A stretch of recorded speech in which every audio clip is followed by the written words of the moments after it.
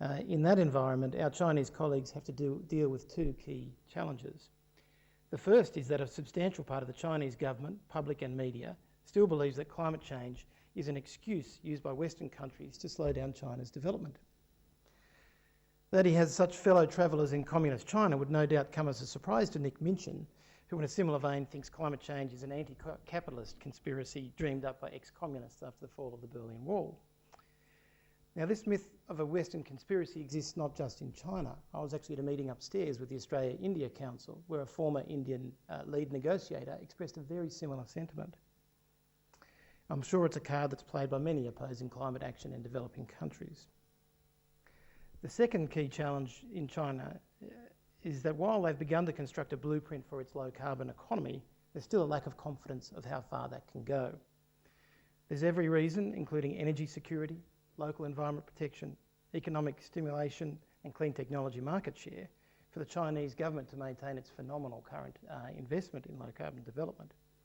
But before the Chinese government is confident the low-carbon model can really deliver the development it needs, China will continue to maximise its emission space in the international climate talks. This concern on a straight-out issue of equity was pivotal for China while accepting the 2-degree warming target, refusing to include a 2050 target of a 50% reduction of global emissions, and refusing to accept an 80% reduction in this time frame for developed countries. This latter refusal allegedly caused Kevin Rudd to bang the microphone in frustration and caused German Chancellor Angela Merkel to protest at the Chinese blocking developed countries setting their own targets.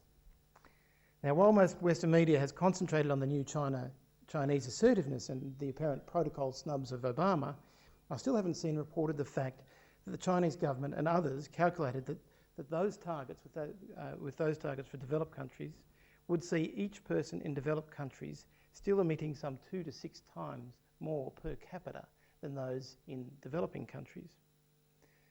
Now, the Climate Institute's view is it's inevitable that a broader range of indicators, including per capita contributions, will be used in defining who gets access to our shrinking atmospheric space. But the central point of equity was highlighted also by Garneau's review, is that achieving a per capita convergence by no later than 2050 would be crucial to any politically acceptable global agreement. And in fact, Garneau hailed the avoidance of the endorsement of those targets as actually a major achievement of what he called the Obama Accord. The Garneau review actually said a 90% target was more appropriate for developed countries as a fair share. Of course, you need to remember that the Rudd government at the moment has a 60% target by 2050. Tony Abbott's coalition doesn't have any 2050 target. The PM has spoken of seeking a new mandate for the 2050 target at the next election. And so it will be very important because anything less than 90% will be a direct snub to China and to building on the Copenhagen Accord. There's much more to the entrails of the Copenhagen meeting, but I want to pick up just one extra point. That's the fracturing and tearing of traditional negotiating blocs. Traditionally in climate negotiations there have been 3 major blocs: Europe, the umbrella group, and the developing country grouping known as the group of G77 and China. Europe consists of the EU, the umbrella group chaired by Australia, highlighting its influential middle power status, has the US, Russia, Canada, Japan, Norway, Ukraine and New Zealand. The G77 and China has represented most of the developing countries. This group's got some smaller subgroups such as OPEC and the Alliance of Small Island States who take their own positions, but traditionally solidarity of this group has been paramount and ruthlessly caucused. Climate negotiations under the UNFCCC have pinballed between these 3 blocs. But over the last few years, they've shown wear and tear and that those blocs have been weakening. The expansion of the EU into carbon-intensive economies such as Poland has taken some of the steam out of its zeal and effectiveness. The umbrella group's leadership has been, including also from the US, has been jolted by leaders who actually talk of stronger action. And of course, they were joined just before Copenhagen by a more ambitious Japanese leader. The tensions within the G77's broad but effective coalition really only started to spill over in Copenhagen. And while trying to, as much as possible, link back to G77, solidarity, a new grouping of Brazil, South Africa, India and China emerged. They're now called the Basic Group. The small island states, whilst fighting for their very survival, peeled off in different directions. Tuvalu surprised many with tough positions on process and fought formal adoption of the Accord, contrasting with the president of the Maldives punching the air in glee when exhausted delegates, and some of them who were asleep, actually recognised the Accord under the UNFCCC.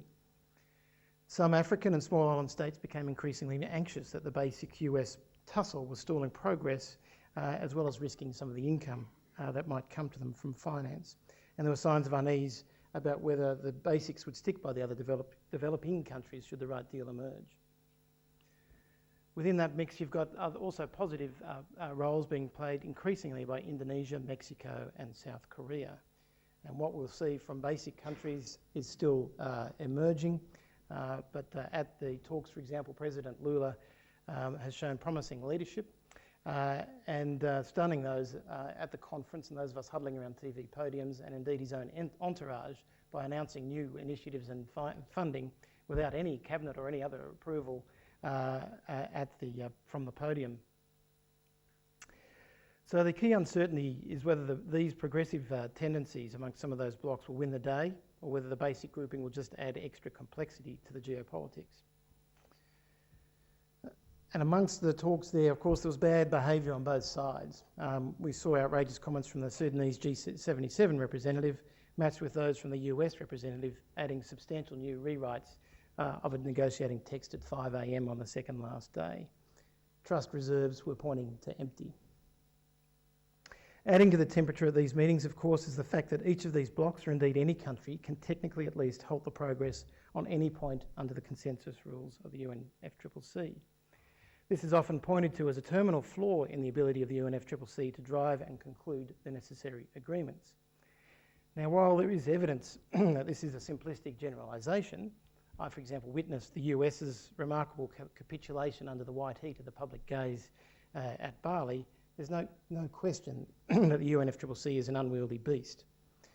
And surfing above these old and new undercurrents was the leviathan in the water of the G2, US and China. And these two countries, more than any others, hold the power to sway the directions of climate talks. But there is another major problem stalking the talks, which was the lack of ambition. We can't ignore the fact that developed countries just didn't come there with sufficient ambition. The Bali roadmap referenced a requirement for some 25 to 40% reduction by 2020, but analysis showed that the best commitment was some 15% of those as a group. There are varying views around developing